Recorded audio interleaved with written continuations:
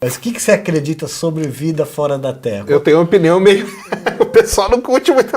Não, mas eu achei que você sabe colocar de uma maneira bem... Então, assim, vida fora da Terra, ela existe. Isso aí é certeza, praticamente certeza absoluta. E deve existir até aqui no Sistema Solar, aqui perto, aqui nas luas de Júpiter e Saturno, porque elas têm um oceano de água líquida. E elas têm todas as características ali para ter vida. Então, vida vai ter. Só que é vida micro-organismo, vida simples e tal. Quando o pessoal fala vida, é vida inteligente. Aí, vida inteligente, cara, qual é a única vida inteligente que a gente conhece? É a nossa. Sim. O que eu falo é o seguinte, para mim não existe. E pior ainda que ela não visita a gente. E por que ela não... Aí o pessoal fala, mas o universo é infinito e tal. Como que não vai existir? Aí eu falo o seguinte, cara, a vida é como se fosse uma receita de bolo. Então eu vou fazer meu bolo de cenoura aqui, ó, 300 gramas de cenoura, mais leite, açúcar, chocolate, e aí você coloca 20 minutos no forno a 180 graus. Se eu der para qualquer um aqui fazer, vai sair o mesmo bolo? Não. Não vai. Por quê? Porque não são só essas variáveis que estão envolvidas. Tem muita coisa. Que forno que você usa? É forno elétrico? É forno a lenha? É forno a gás? Cara, eu reproduzi aqui a receita igualzinha do cara. Como que meu bolo não formou? Não formou, aí vira brownie, desmonta o bolo, ou estoura tudo. A vida é exatamente isso, cara. Quais são as variáveis para ter a vida? A gente não sabe.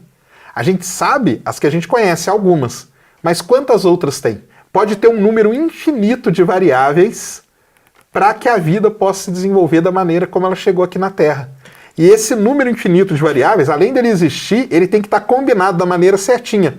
Por exemplo, a nossa atmosfera tem uma composição. 78% de nitrogênio, tantos por cento de oxigênio. Se tivesse 2% a mais de oxigênio, talvez a gente não estivesse aqui. Você acredita na teoria da evolução da espécie até chegar ao ser humano? Aí sim. Isso sim. Sim. E você acredita que a origem do universo é o Big Bang também? Porque aí é a questão que eu falo para todo mundo, né? Que não é a questão de acreditar, cara. Essa que é a diferença, entendeu? O que a gente faz? A gente vai estudando.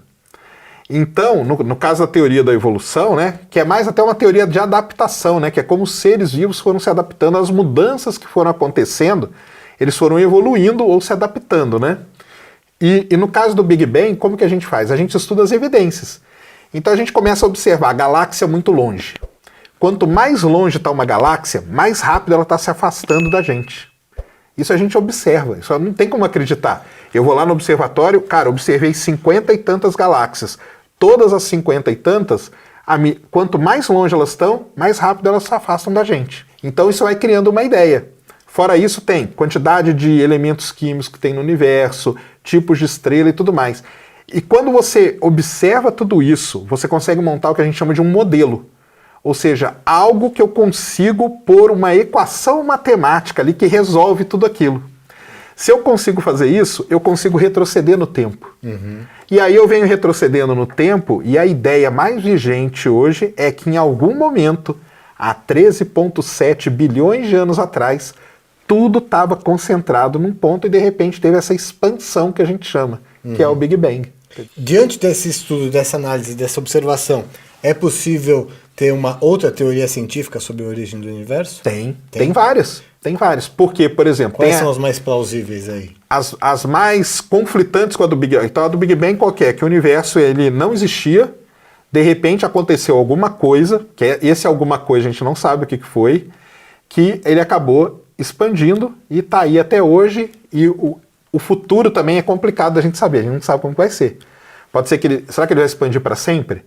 Será que vai chegar um momento que ele vai congelar? Será que vai chegar num momento que ele vai parar de expandir e vai começar a contrair? Então a gente não sabe isso ainda. Agora, existe a teoria do universo cíclico, que o universo nunca teve um início nem um fim.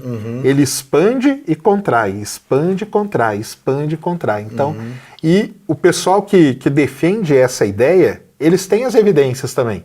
Só que não são tão fortes quanto a do Big Bang. Entendeu? Então você vai fazendo assim, como se fosse uma queda de braço de evidências.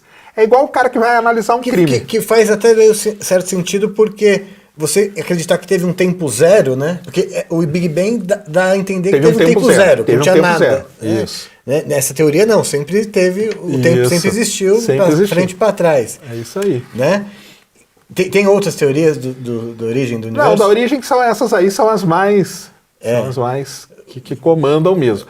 Porque o negócio é o seguinte, né? O cientista, o trabalho que ele faz é igual o de um policial que vai investigar um crime, né, cara? Você chega num lugar, tem lá uma pessoa morta. Como que ela morreu?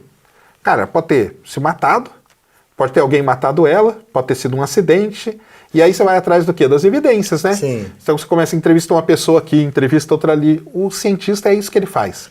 Ele vai juntando peça. Aí chega num momento que de várias opções podem sobrar duas. Ó, aquela pessoa tá ali, ela pode ter ou se matado ou um parente matou ela.